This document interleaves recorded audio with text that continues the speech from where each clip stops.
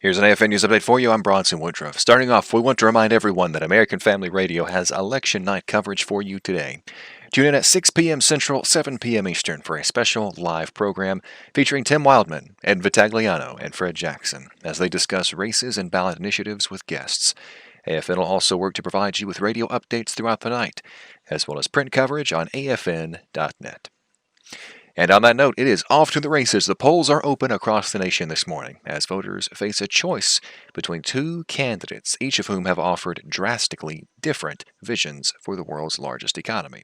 The two candidates spent the waning hours of the campaign overlapping in Pennsylvania, the biggest battleground state. They were trying to energize their bases, as well as Americans still on the fence or debating whether to even vote at all.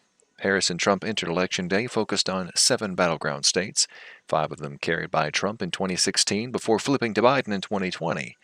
The blue wall of Pennsylvania, Michigan, and Wisconsin, as well as Arizona and Georgia. Nevada and North Carolina, which Democrats and Republicans respectively carried in the last 2 elections, are also closely contested. The closeness of the race and the number of states in play raised the likelihood that once again a victor might not be known on election night. Control of Congress is at stake today, with ever-tight races for the House and Senate that will determine which party holds the majority and the power to boost or block a president's agenda, or if the White House confronts a divided Capitol Hill. In the Senate, where Democrats now have a slim 51-49 majority, an early boost for Republicans is expected in West Virginia.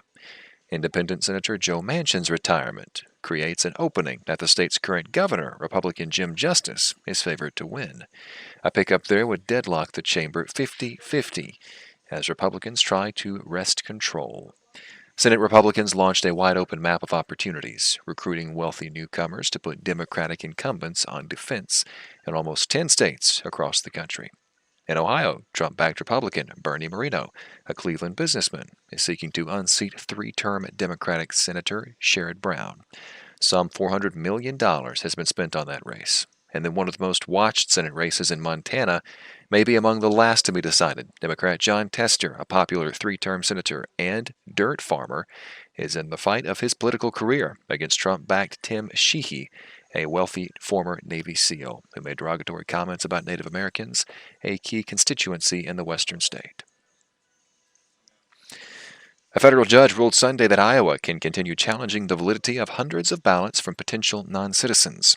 U.S. District Judge Stephen Locker, an appointee of President Biden, sided with the state in a lawsuit filed by the American Civil Liberties Union in the Iowa capital of Des Moines.